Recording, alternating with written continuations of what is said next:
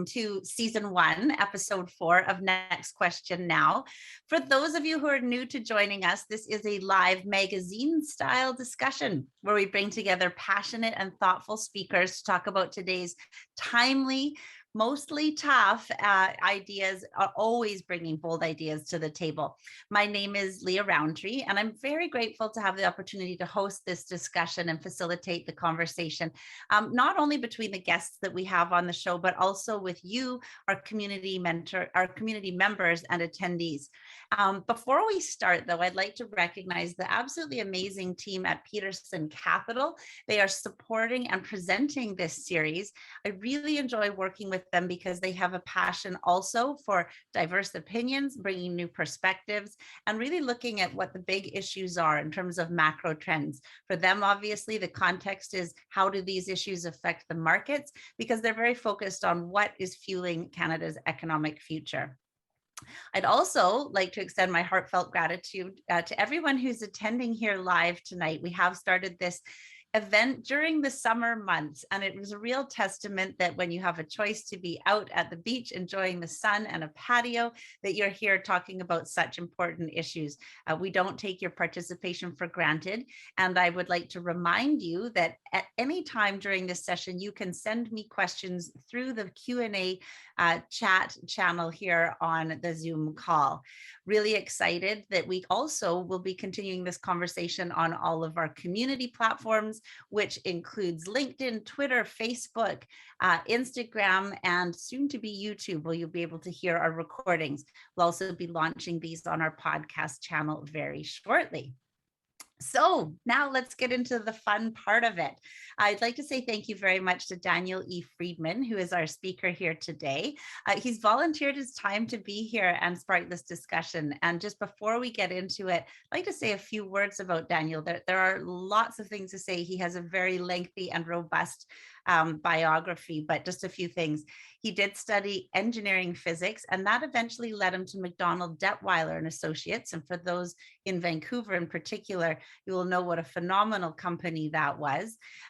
He focused on developing the company's expertise in software, satellites, and robotics. And he was selected in 2015, 2016 as the Brendan Wood Top Gun CEO in Canada for technology, media, and telecommunications. He's currently the chairman of Carbon Engineering, which is a company dedicated to removing CO2 from the air and solving climate change. Now, I hope that that established his scientific credentials very thoroughly, because he is also the author of a number of books, including the Genesis 1 Code, The Broken Gift. These books offer his beliefs about how the Tanakh, did I say that correctly, Daniel? Tanakh.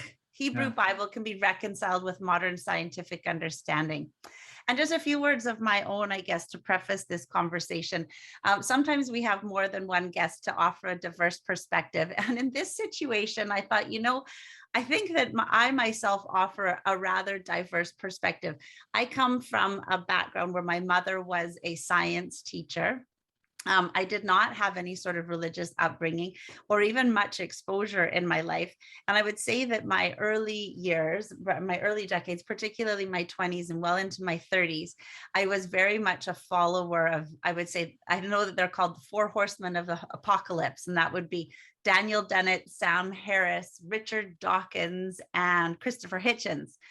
And so spending a lot of time, I've hosted 2 of them multiple times, read most of their books. And I have to say that I sort of came at this thinking, science is it, science has all of the answers. And I hadn't seen very much value in religion in my own particular personal life. That's changed over the last few years, though, where I've started to see that there's definitely some interesting themes and some stories. And as I've been, I hope what I could say, maturing and looking for answers in other places, I guess, sort of as a framework for existence, I've started to see some really interesting things, which surprises me. So if that isn't enough of a preface to start off with, I'd like to say thank you so much for engaging in this conversation with me. And I'm really looking forward to our dialogue. Thank you.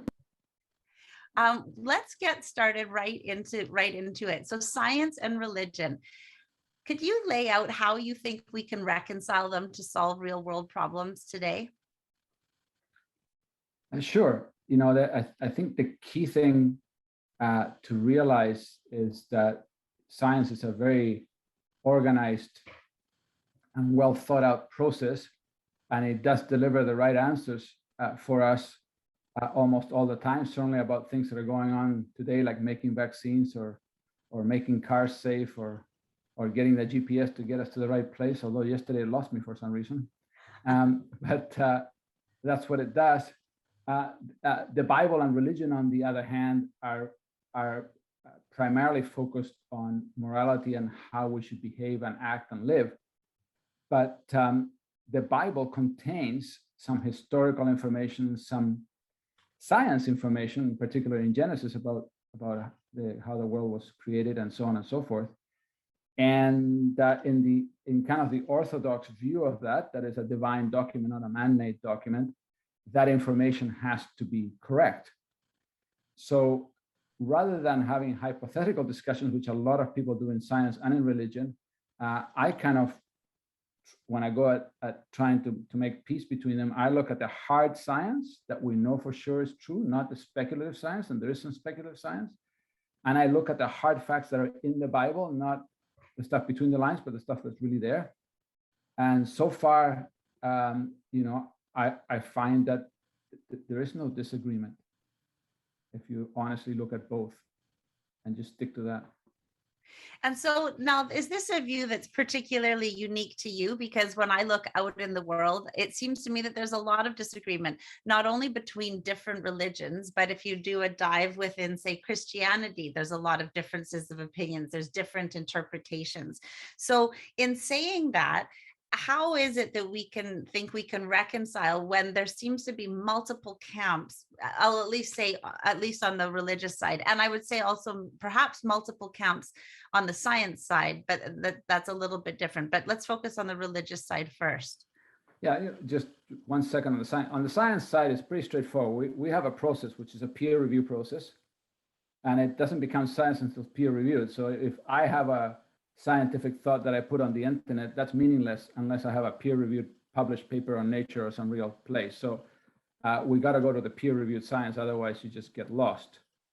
The religion, frankly, is not that dissimilar.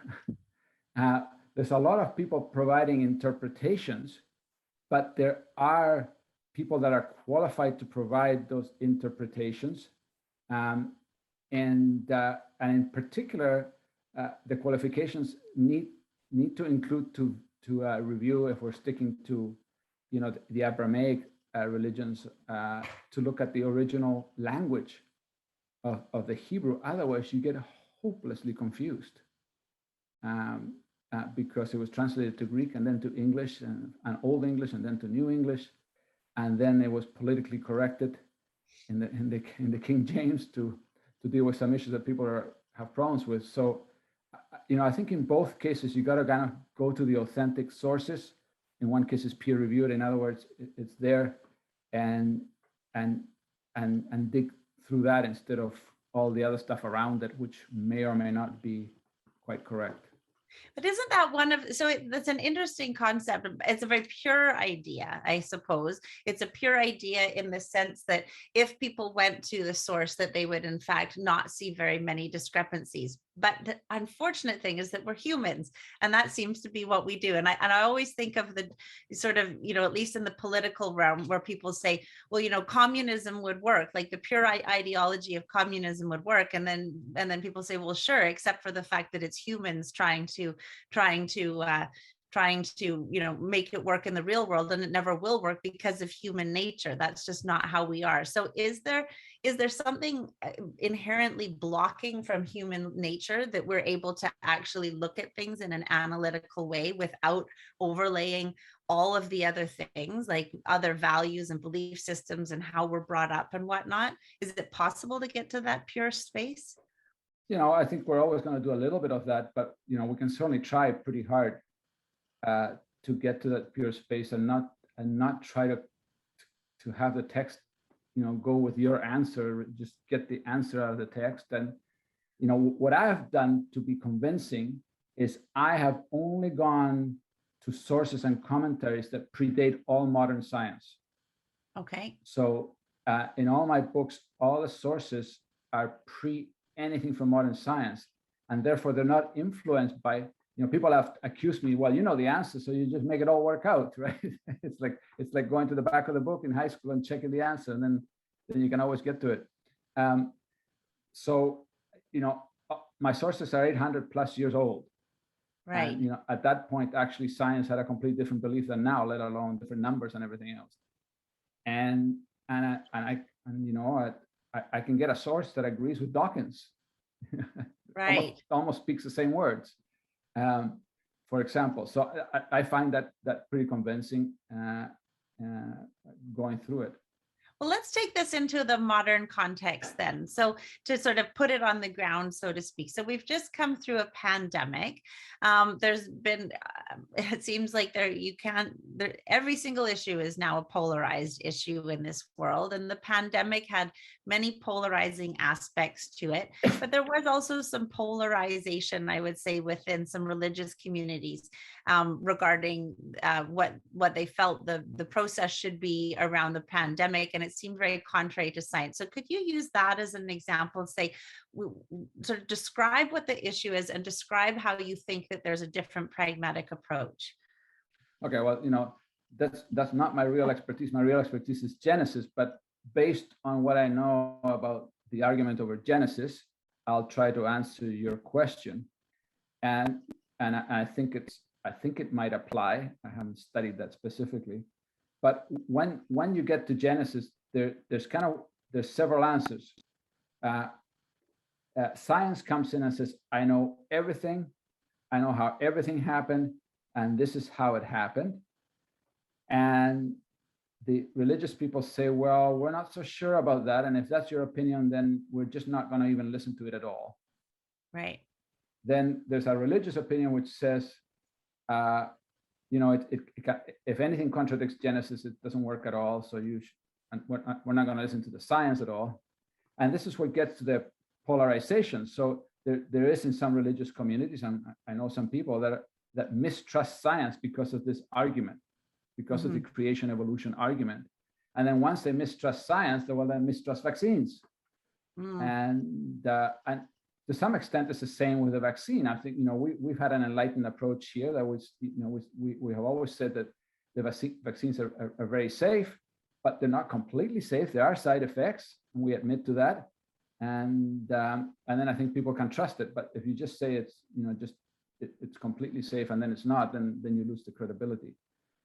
So that's what's happened with the Genesis argument, that people have polarized into not talking to each other because they claim to be 100% right on both sides, and the answer is not quite like that. So just to unpack that a little bit further, to get more specific into what your example is. And so I'm going to paraphrase from your work, but please let me know if I've misspoken here. So I believe that you had said that essentially in the Bible there was at some point, I guess, a statement or an understanding that science was going to unfold in our world and explain almost everything that there was to explain. And we're in that process now. So we're in the process where science is unfolding. It's giving us answers to problems that we didn't even necessarily knew were going to exist 2,000 years ago, but it's this incredible ballooning effect. We're starting to see the world. Science is answering more and more and more questions that we have about it. And so that is, in fact, something that is binding the two. The one part that I think that you're saying where the discrepancy is what is the origin of creation? So there's the origin of creation in the Bible, and then there's the origin of creation according to science. Let's call it the Big Bang Theory. So is it just origin and the Big Bang Theory where things divide, but everything else, I think you used a number before, like 97% of the rest of it, we have answers for, and those are all going to agree because it's in the modern context?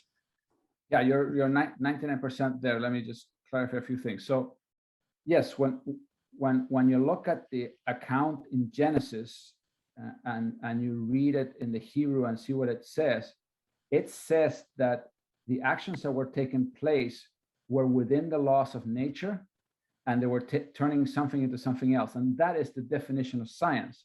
So in short, Genesis is saying that we will understand the development of the universe and the development of animals and life through science. Right.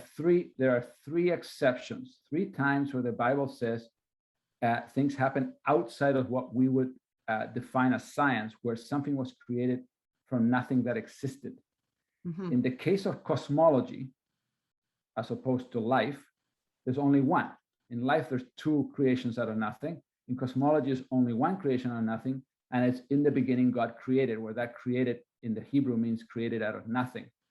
So what the Bible is saying is that if you study the evolution of the universe, you will understand absolutely everything except the beginning. Mm-hmm. Everything else you'll understand. Now, one misconception about the Big Bang Theory. The Big Bang Theory is a theory of what happened from the beginning to today. It says, mm-hmm. to quote Brian Greene, it says nothing about the beginning. Mm-hmm. So today in cosmology, we can reproduce our whole universe in a computer. And if we had a 3D printer big enough, we could print the whole universe exactly like it is today. That's how powerful the Big Bang Theory is. But the Big Bang Theory can't get started. It knows mm-hmm. nothing. It doesn't know what time is. It doesn't know what space is. It doesn't know where any of the parameters for the 17 elementary particles came from. Mm-hmm. It doesn't know where any of the forces came from. It doesn't know any of that stuff in the beginning. In Genesis, we actually know some of those things. And if I could get more scientists to read my books, it'd be good.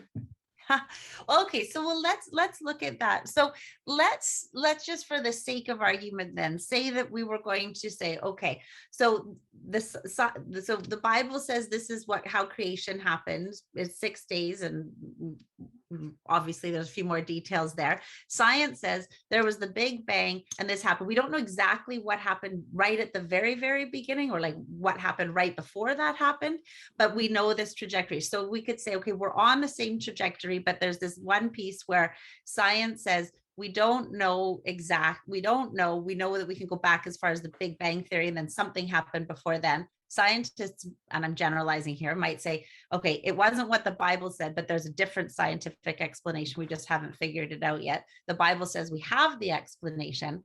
So that strikes me from an absolutely pragmatic point of view, that if we just agreed that on that one issue, that both of them are hypotheses, that we don't know for sure, is that enough of a compromise to say, okay, we don't know that for sure? In scientific language, which is the only language that I have any access to, scientists might say, well, we have a hypothesis about the beginning, about creation.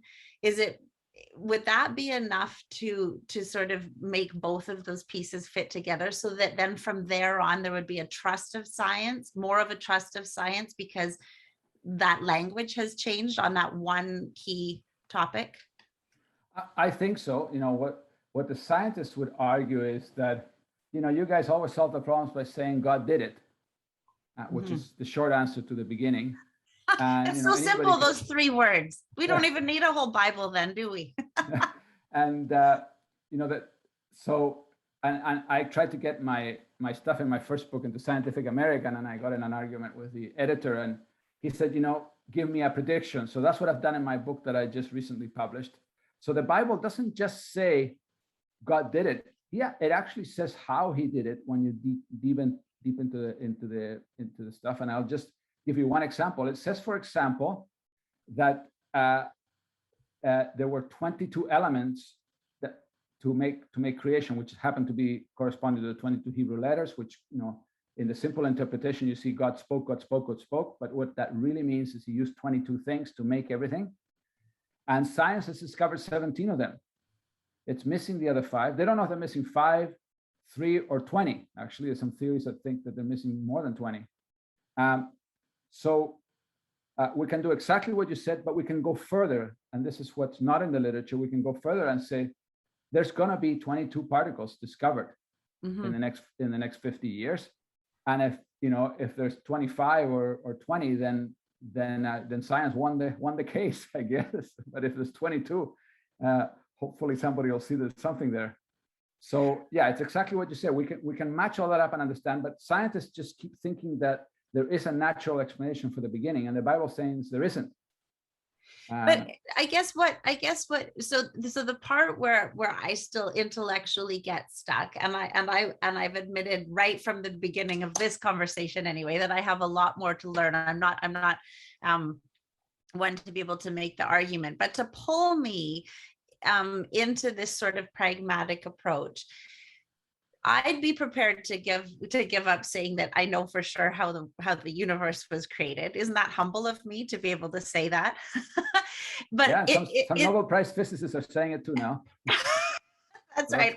Yeah, that's right. I know. Yes, if the Nobel Prize physicists can say that, then surely I can too. So I'll say, okay, I'm humble enough to know that I can't know for sure. And I actually believe that those words, that phrase, that we can't know for sure, or that there's always more to learn, and coming at things from that place of not knowing for sure opens up a lot of curiosity. But in terms of sort of this pragmatic approach, is that something that you would be prepared to say as well? To say, like, we have some documents. Some people would say they're documents written by humans. Some people would say, no, they're actually divine. There's a discrepancy there. Would you be prepared to say that you're sitting here in 2021, you weren't there either? Is it possible that these are not the full story either? Is there any room in there for we don't know? Yeah, actually, the Bible says that we won't understand the beginning. Ever. It's not knowable. Right. But it does say that here's some facts you can go check.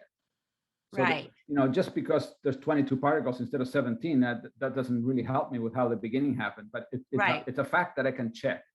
So right. I'm just trying to answer the scientists when they get upset that about this. So absolutely, certainly.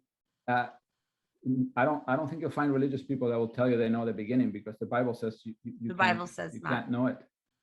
Okay, well, let's take this then. So to extrapolate then on your example, which I think was really, really interesting, to say, okay, so if the Bible says we don't know for sure, as I understand it, science is sort of saying, well, no, it's going to be explained by science. And that's what the key phrase is. They don't have the explanation yet, but that when they do, it will be explained by science.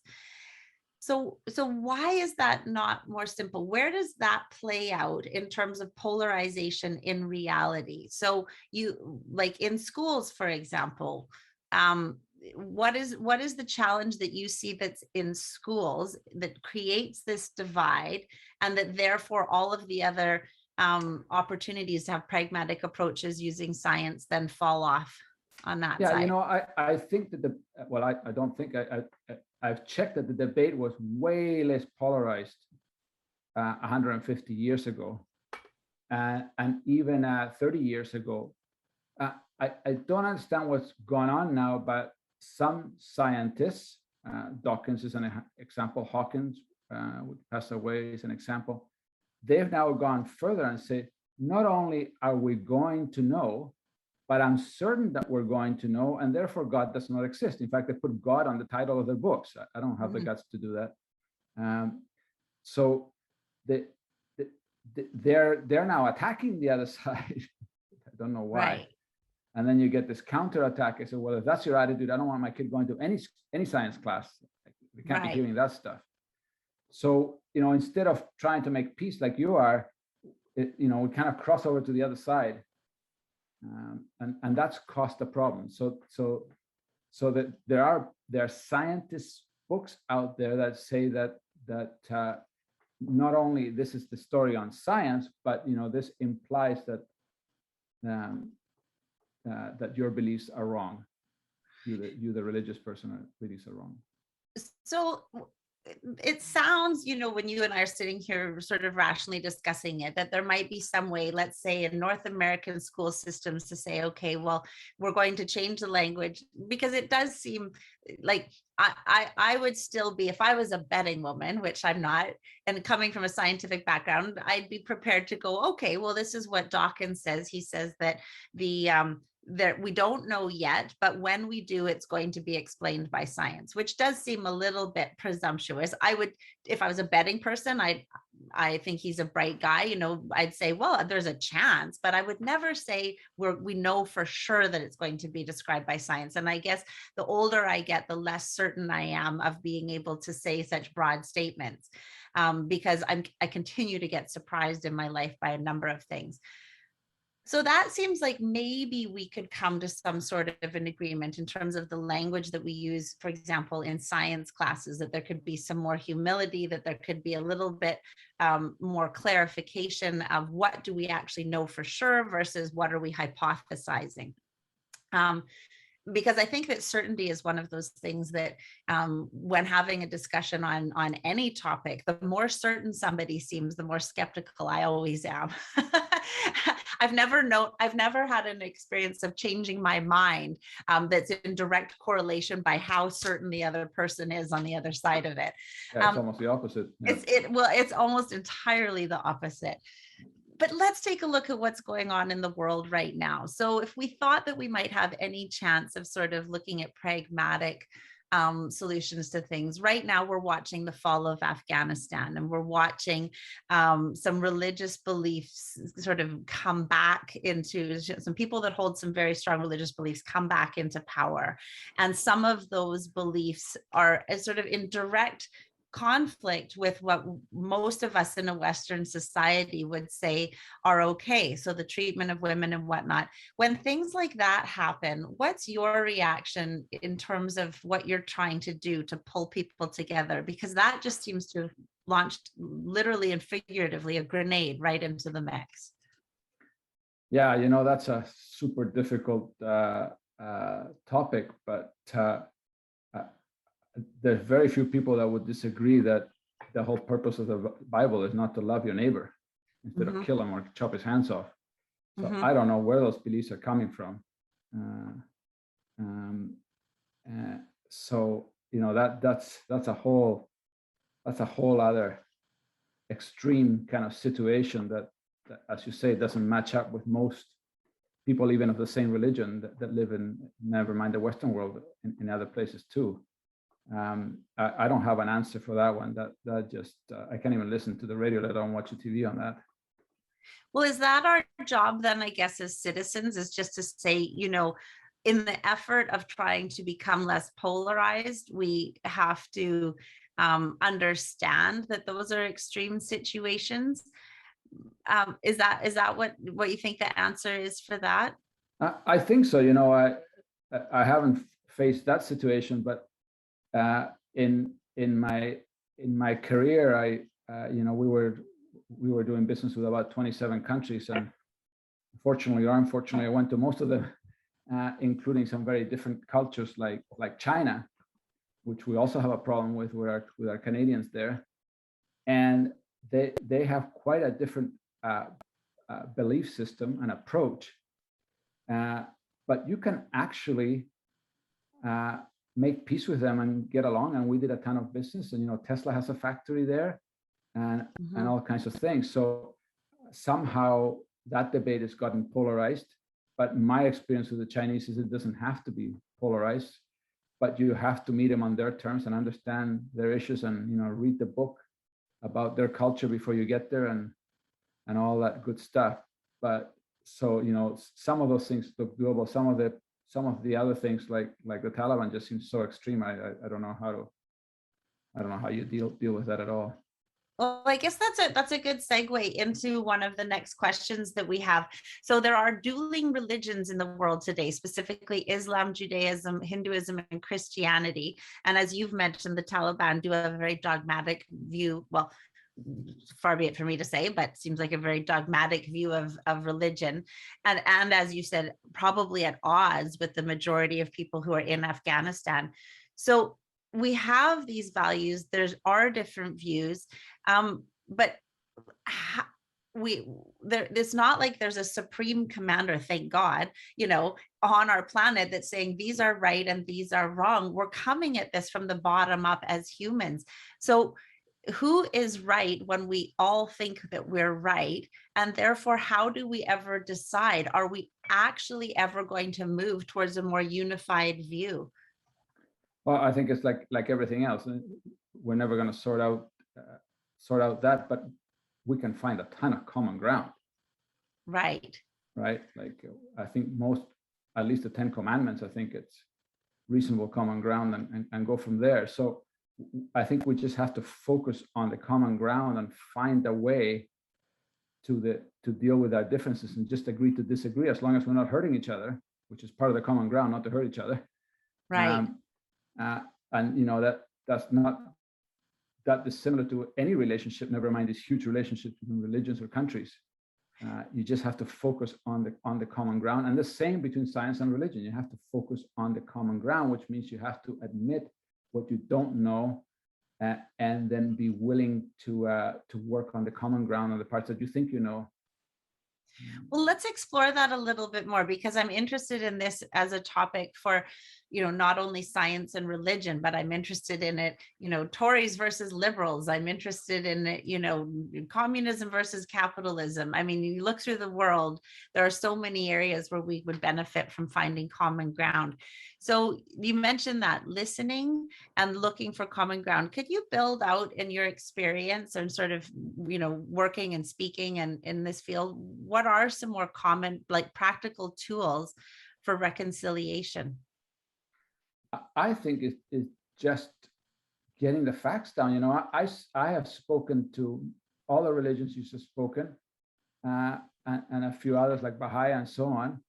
And I tell everybody, look, I'm sorry, I got enough trouble learning Judaism. I can't be learning everybody else's stuff too. Take a few more lifetimes. And they all say, oh, yeah, we agree with that. We agree with that. Yeah, that's common. No, that's not quite common. And, so far I haven't been heckled out of anywhere, but,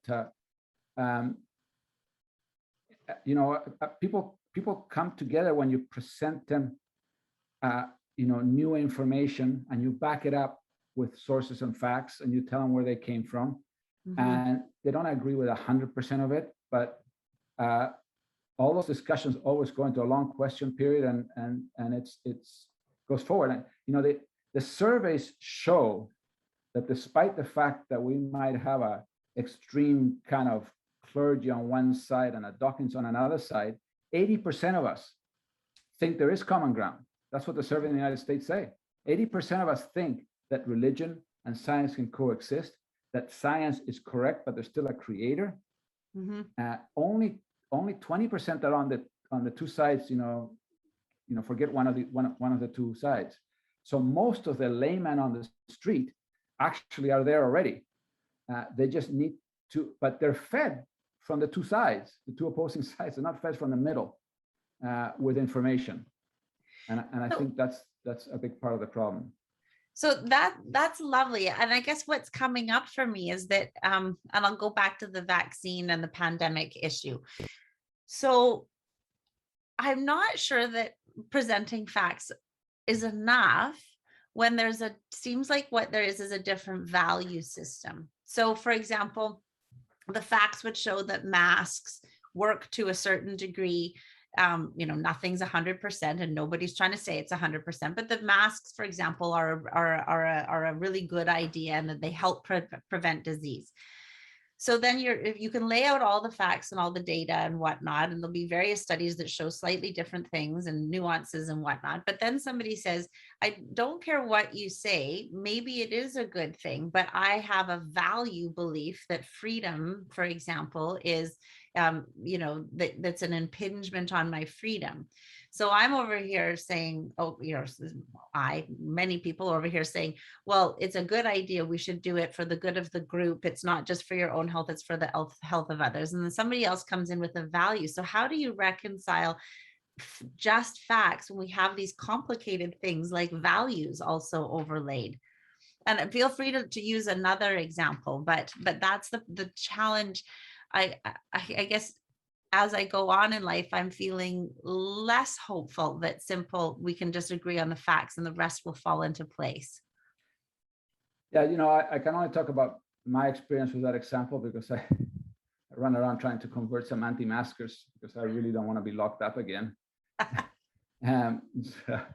So I discovered that people did not know the science behind the masks. You know, I ran around with an article from Nature that had clear testing, you know, with people speaking at certain feet and what would happen and so on. And I was able to convince some people. I never heard anybody on the radio talk about that or present that paper or anything else. And then when you get to the value thing and you show them that the mask is to protect themselves and to protect others, I think most people have the value that they have to deal with other people. You know, it's like saying I have freedom to drink, so I'm going to drink and drive. Well, that doesn't work for the poor people you're going to run over. So we already have a lot of stuff in society that's there to protect everybody else. I have no idea why the government can't mandate these things, because they mandate everything else that I don't like. Right. Right. It's very strange. But yeah, the values are an issue. But you know, I think if you educate people on the facts and try to get them to see how it fits into the value system, I convinced a few people to wear masks and to get vaccinated. Not too many. Yes, that's right. It sometimes feels like a bit of an uphill battle, but it's interesting. So in this day and age, and I'm curious about your own experiences. I mean, so we'll take, for example, the area, your bailiwick. So this is in, you know, helping people understand, you know, what is actually in the Hebrew Bible. So we live in a world now, though, where there is fake news. If you Google vaccines, for example, the weighting of what shows up on vaccines. So if you say, are vaccines safe?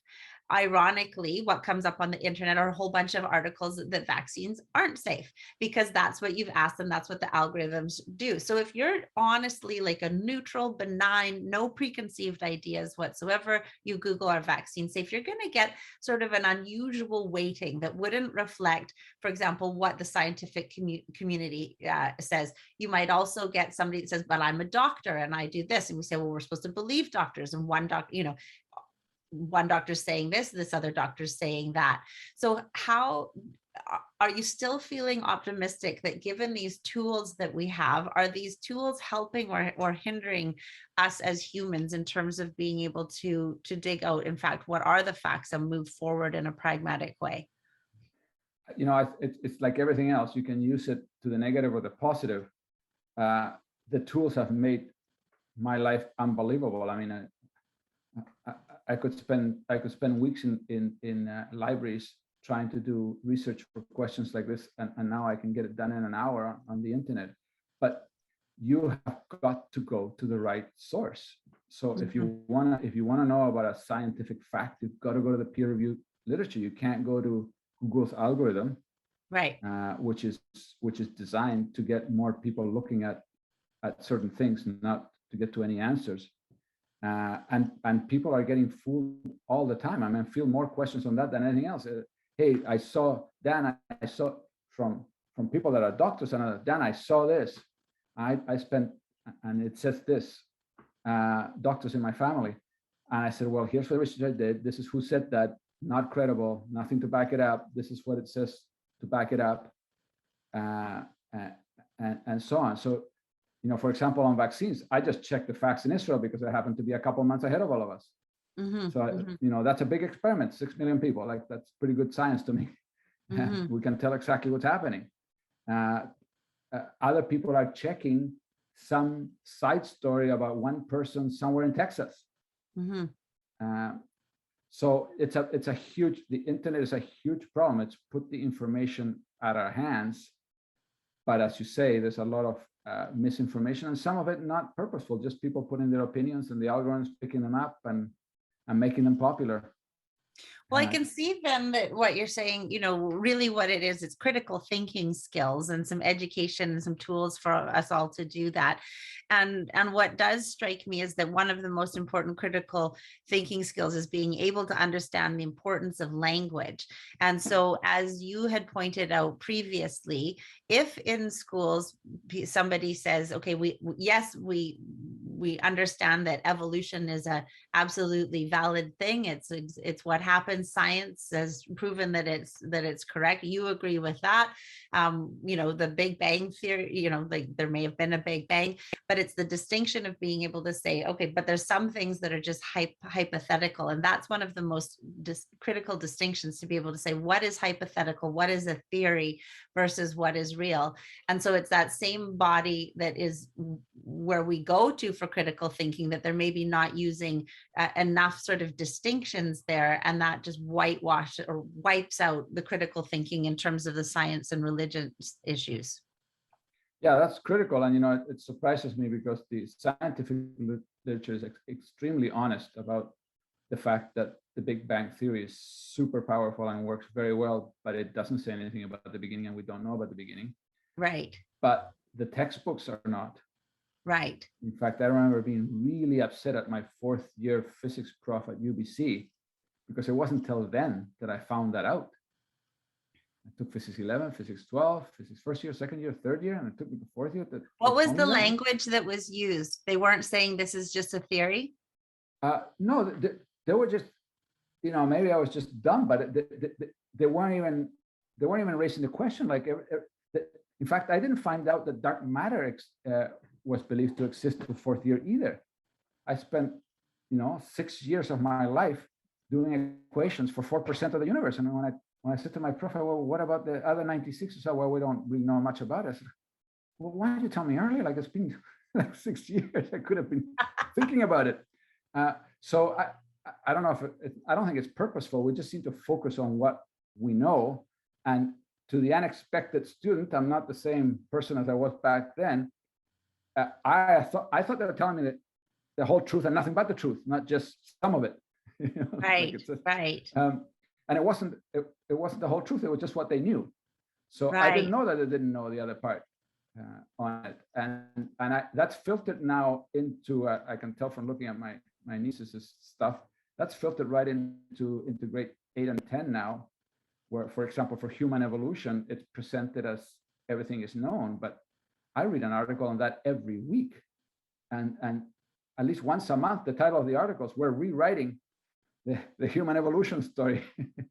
Right. And these are in peer-reviewed science journals that you're talking about. New Scientist, I don't read every article. I don't have the time, but I read the main magazines, and then I go looking. So at that level of reading, and whoever's doing that reading, the discussion is really honest. Right. But right. Even we're learning new things about evolution all the time. Right. And they're not saying that, evolution as a theory is like, okay, we're changing our mind and evolution is completely wrong. They're not throwing it out, but they're saying we're evolving within it, what we know about it. So the framework of evolution is still there, but within it, the details are still getting sorted out. Yeah. Well, and they're saying that some of the details may never match up. Right. And it might not be quite correct. And it's just not to introduce a whole new example in 5 minutes, but just to go back to the Big Bang, it's the same thing. Some scientists say, yeah, we're going to figure out the beginning. Some scientists say, no, we're not so sure. That we're ever going to figure out the beginning. Yeah, and the Bible says, okay, you're not going to figure out the beginning. So as long as we agree that we don't know that answer yet, we don't have to have a fight about it. And when we do figure it out or we don't figure it out, it's over. So right. No need to fight in the meantime. Well, it does strike me as quite interesting that it's sort of a circular thing with science. So if you think about within the scientific community, that's what makes science so interesting, is that it's all about, we're asking questions and we don't know. I mean, the basic premise as a scientist is, I don't know, but I have a theory. Let's test it out. But the underpinning is I don't know. And my curiosity stems from I don't know. However, in the world of public policy, what is done is to try to make it come across as certain as possible in order to win the argument. Because I think that there's a concern that says, if we let the cracks show at all in terms of that we don't know, it's sort of like a parent with a child, let's make sure that the kid knows that I know everything and therefore do as I say. The challenge is that, we're trying to talk out of two sides of our mouths, right? Science doesn't know everything yet, and yet you need to believe us, but we're going to have to be we're going to have to be mature enough to face that, because if we tell everybody we do know when we don't know, and then you Google it and you get 1,000 hits, it's over. So, well, and you saw that with the CDC at the beginning of the pandemic, when they were talking about, no, nobody needs to wear masks. And anybody who's a critical thinker was like, well, if they need to wear masks in surgical settings, then clearly wearing masks would help with any, it at least isn't going to work against us. I think they were purposely lying so we wouldn't buy up all the masks so people could go and do surgeries. Yeah. But what they did is they destroyed the whole mask situation. Exactly. So, they're treating us like 2-year-olds, but we have access to the internet. That's the trouble. 2-year-old doesn't. So I know that we're running out of time here, but Daniel, what's something that you really want to get out there? What's a concept or an idea, something that you're thinking about that you think is really important in this question about reconciling science and religion? The main message I'm trying to get out there is that science knows a ton of stuff, but it doesn't know everything. And I go through what it knows and doesn't know. I don't make any judgment call about whether it will know it or not know it.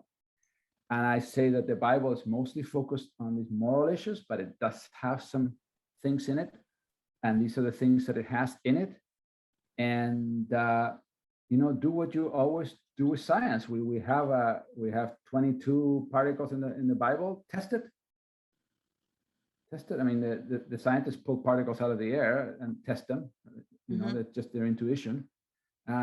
Test it. So instead of arguing, let's just be honest about what we know and what we don't know, and test what we don't know until we get there. And in the meantime, let's not try and bully each other into one answer or the other. Let's just keep it open. And I think that will stop people from building religious schools and go back to the public schools and make it much easier for everything too. Because everybody's just getting polarized right to the school level, right? Exactly. I think that the moment that we start to divide people out and not have people talking to each other, I think then harmonization has no chance of existing at all. And you see that happening not just with this issue, but with a number of different things across our culture. Right. And it's something that frightens me. Everything from cancel culture to, sort of saying who's allowed to talk on what issue and whatnot. It's all very interesting intellectually. And I think at the end of the day, it doesn't help us at all help to understand each other. I think that the best thing that we have as humans is our ability to converse. But I want to say, I really appreciate what you've said. And I guess the tone that comes across from what you've said is a real one of humility. And I think that humility is one of the most important virtues that humans can have.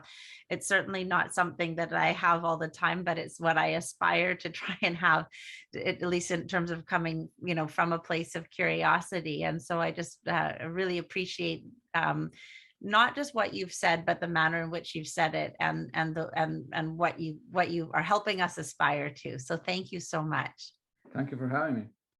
Well, I'm really looking forward to the comments and the questions that continue on our platforms. And I'm really looking forward to posting this, not only on our YouTube channel and our podcast channel. And as we see with these things, they tend to have very exciting and long tails. And so the beauty of this is that this conversation will continue. And I'm really looking forward to having some follow-up ones with you. Thank you. Anytime.